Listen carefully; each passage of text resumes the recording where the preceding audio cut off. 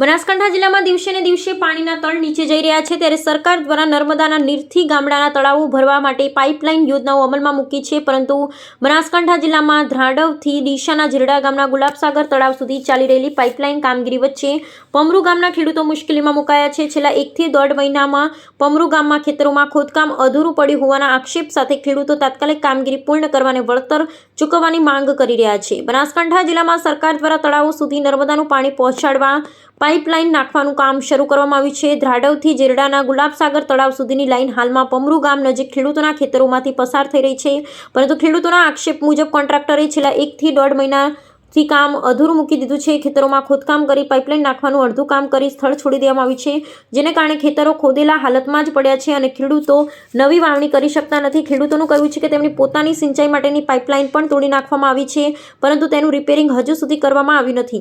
ખેતરમાં ઉભેલા પાકને પણ નુકસાન પહોંચાડાયું હોવાનો આક્ષેપ છે અને તેના માટે કોઈ વળતર આપવામાં આવ્યું નથી। પરિણામે ખેડૂતો ખેતી વગર બેઠા છે અને પશુપાલન માટે પણ પાણીની તંગીનો સામનો કરી રહ્યા છે। ખેડૂતો તાત્કાલિક અધૂરું કામ પૂર્ણ કરવા, ખેતરો સમતલ કરવા અને થયેલા નુકસાનનું યોગ્ય વળતર ચૂકવવાની માંગ ઉઠાવી રહ્યા છે। અહેવાલ જયંતિભાઈ ઠક્કર, ન્યૂઝ 16 ગુજરાતી। સર, મારું નામ છે ચૌધરી જીવાભાઈ મગાભાઈ। અમારા ખેતરમાંથી ઝેરડા તળાવમાં લેન્ડ પસાર થયેલી છે, એમાં સરકારશ્રીને ખૂબ ધન્યવાદ। પણ સર, અમારે તકલીફ કેટલી છે કે જે અમારી પોતાની પાઇપો બોરવેલની જે ફૂટેલી છે એ કોન્ટ્રાક્ટ જતો રહે, બીજો કોન્ટ્રાક્ટ આવો કરે, પણ હજુ સુધી લગભગ મહિનો 20-25 દાડાથી આવ્યા નથી। એના માટે અમારે બીજા ખેતરમાં પાવાની તકલીફ પડે છે, પશુને પાણી ટોકો ભરવાની તકલીફ પડે છે, અમારે ઉનાળુ ઘાસચારો પણ વાવવાનો પડ્યું છે હજી ખોદ્યા વગરનું। એના માટે શ્રી સરકારને એટલી વિનંતી છે કે તાત્કાલિક અમારું કામ પૂરું કરે અને અમારી પાઇપો હમી કરી લે, એટલો ધન્યવાદ। તમારું નામ? મારું નામ ચૌધરી લક્ષ્મણભાઈ પુરાભાઈ।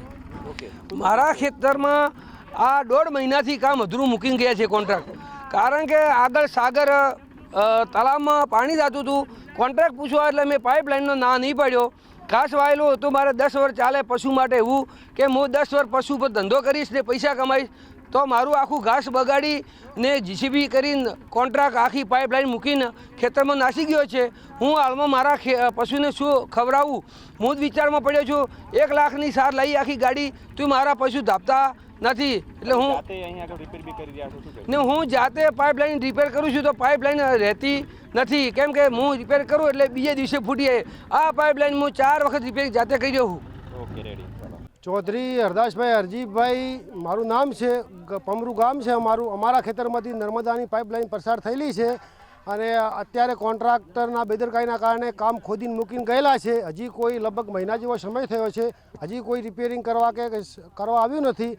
અને અમારી જે પ્રાઇવેટ પાઇપ પીવીસીની ખોદીને ગયા છે, કોઈ વધી નથી અને અમારે ધકે ઉનાળું વાવેતર કરવું હોય તો પાણી કેવી રીતે બીજા ખેતરમાં લઈ જવું, એ અમારે મોટી સમસ્યા છે। સરકારને પશુને તો મોટી તકલીફ છે, ઘાસચારો બધો તો ખોદ્યો નથી, એનું કોઈ જે વર્તન મળ્યું નથી અને હવે નવું અમારે પશુને ઘાસચારો વાવો છે, પણ આ કામ રિપેરિંગ થાય તો બીજી વાર અમે ખેતર નવરું થાય તો ઘાસચારો વાવી શકીએ।